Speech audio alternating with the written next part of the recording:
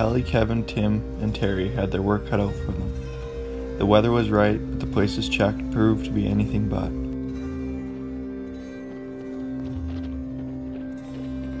And so the search continued. Sooner or later, they'd get their chance.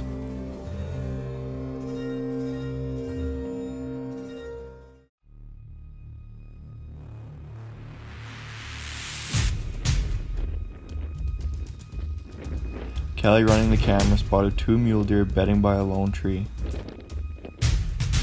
The openness of the landscape in this particular area presented a challenge for the old boys. They quickly came up with a plan.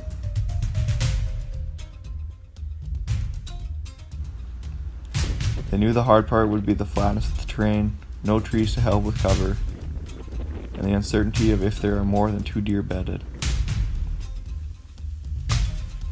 They had one thing on their side: the wind. Kevin led the line, army crawling for well over an hour to get into a better position on the 2 bucks.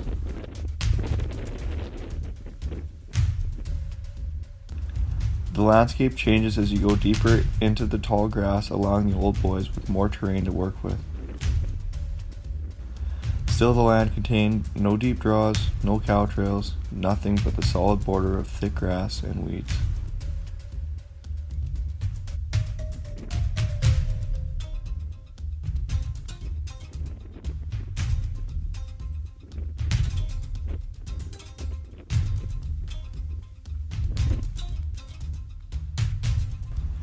Even more pressing was one of the bucks now had turned, facing the old boys in their new position.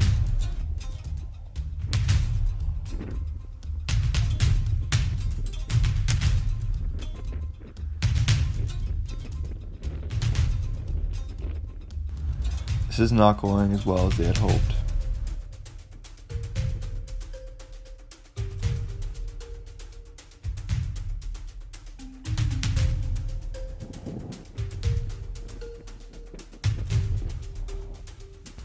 The old boys waited on the bucks for several hours. Still nothing seemed to be working, as this stalk was too difficult for the hunters to get up on them.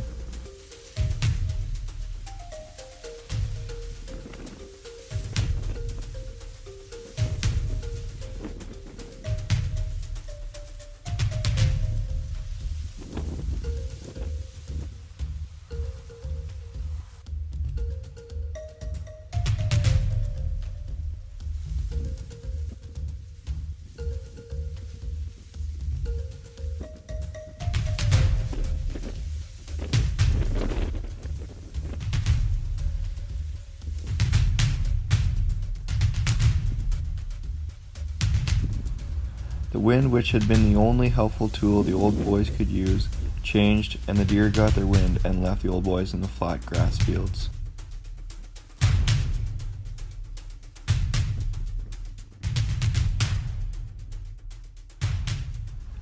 The next day would present new chances.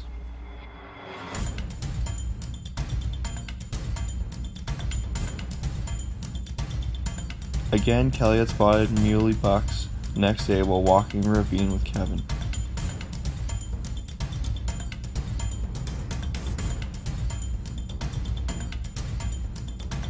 The side of the hill of which the muley was on was thick with sticks, high grass, and weeds.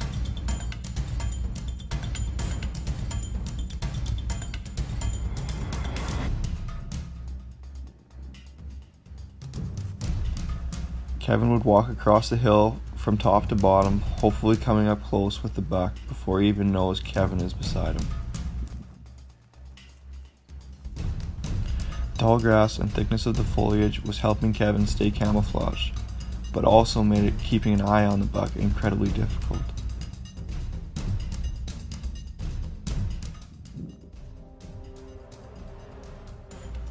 Again, the deer got wind of Kevin and Kelly and bailed on the old boys.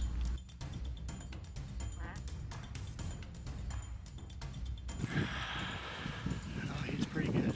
Yeah, he was actually alright. A little thin, but Yeah, nice and wide. Hard stalk there. Yeah. Couldn't even see his neck. No, he was buried in there. The only way we can come down. Yeah. Oh well, go on it some more, I guess.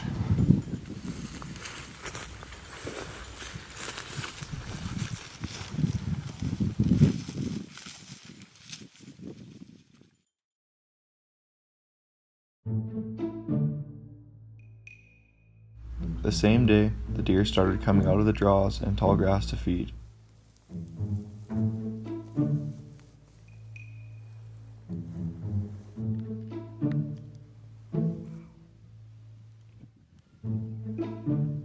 The flat terrain that the old boys were presently on put them in a rather curious position. How does one get close to a buck when you're surrounded on all sides by deer and you are at the top of a hill? It's a hard question to answer, and Kevin, Kelly, and Tim had troubles figuring it out as well.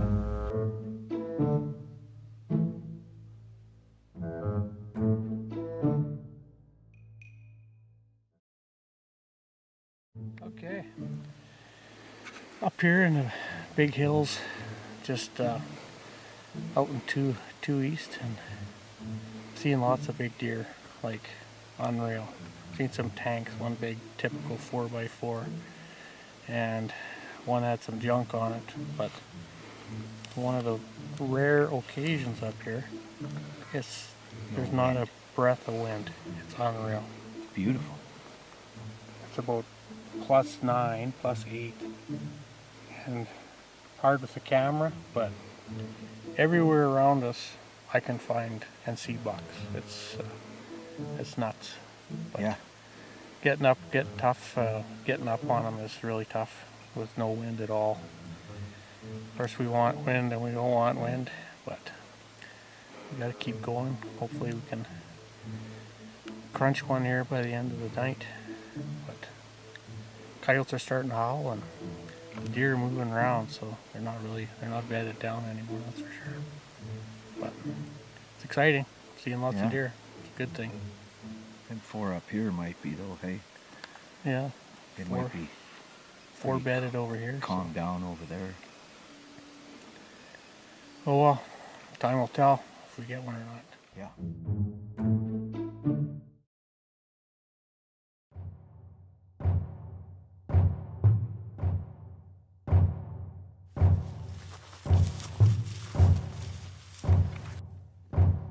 It was Kelly's turn to do some of the hunting this time, and so with Kevin at the camera and Kelly with the bow, the hunt continued.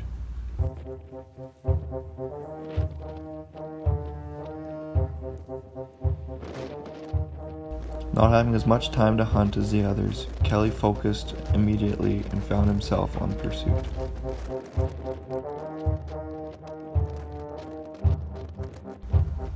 A nice mule buck on the side of a hill, high grass and strong winds, excellent conditions for a successful stalk.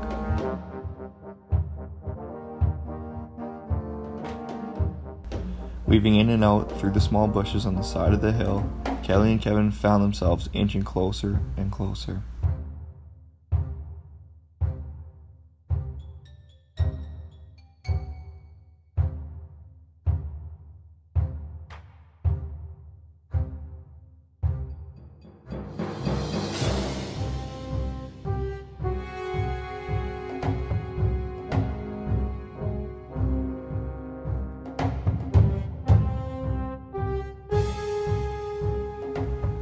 They knew the buck wouldn't be bedding down and would continue feeding, so they had to act fast.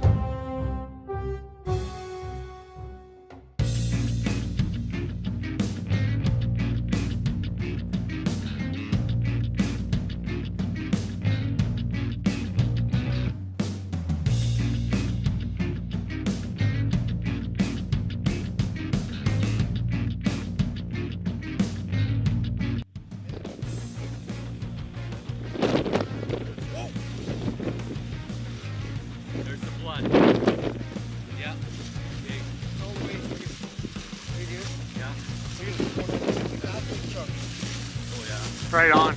Yeah, he went straight down. So, Oh, what did he? He hit him there. he did a big mule kick. I mean, he was turned sideways and on an angle or whatever, and so I ranged him. Well, I couldn't range him. The weeds in front were all over, so 20 yards, 20 yards I figured he would be, and he got up and was looking straight at me and Kevin, and so I waited till he turned slightly, but I mean that was a 20-minute 10-minute ordeal or whatever, I guess. And then he turned and just enough, and he was just kind of quartered, so I took the shot.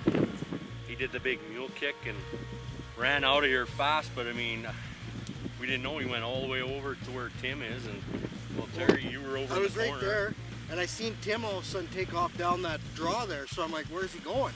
Because I never even seen him. Yeah. He was So, but yeah, look at, you can see blood here now. There's another one way up there. But Tim went over there right after him, so we see Tim coming back now here. Well, he was so, just waving too, so. waved us over, so let's go see if he's over. I mean, that's a long ways he went, but I mean, Yeah, well. you know, they're powerful animals, so. He's a big boy too.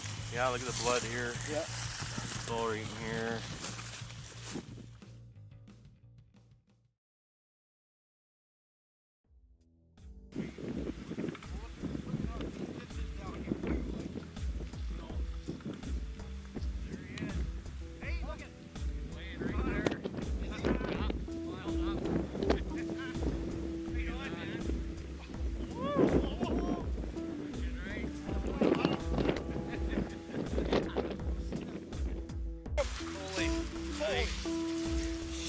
Yeah, it's just all right through. Hey? Holy man, you can still use that one. Wow. Look at that. Well, that's honest to God, I was just on that angle shot. That's what I was going for, so. Holy man. Young deer, eh? Yeah. Not a very big body. No. No. But that is nice. Stick him up there. Hell yeah. But Hell yeah. Oh yeah. Yeah. Right on. Oh yeah, that's respectable. Yeah. Yeah, it's a bow and, you know, Look at how getting small some his head videos. is. Like, So he's young deer. yeah, I could tell when he was up there that he looked like his younger deer, eh? Huh. But Is this one we were looking for? well, I don't know. I think this is one that just came up out of that ran out of that Yeah. draw that we just happened to be through. So wow, just amazed you how far they can run. I mean, he ran that. What that's got to be 400 or 500 yards, eh? Oh, easy. Or more. And I mean, that's He a just pretty laid right down. Like it looks like he come to a skid. pretty vital shot there. Yeah. Oh yeah. You know, the old Troikas. You know, Yeah. that's what I got Years in a row. Mr. Threes with last year, but I'm like, yeah, well, that's the way it's going here. It's yeah, Well, that's pretty awesome. yeah. Look at Kel. where it went. Yeah. Right here, Kelly. Yeah, that wind does some funny things in Yeah. Well, Congratulations, flatland brother. pursuit, eh? Our flatland pursuit.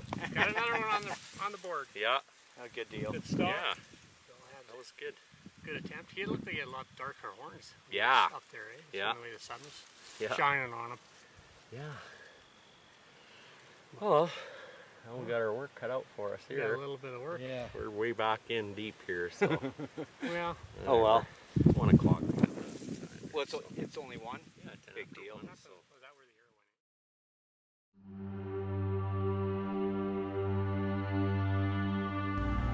went? Our Flatland Pursuit would like to thank you for watching this episode.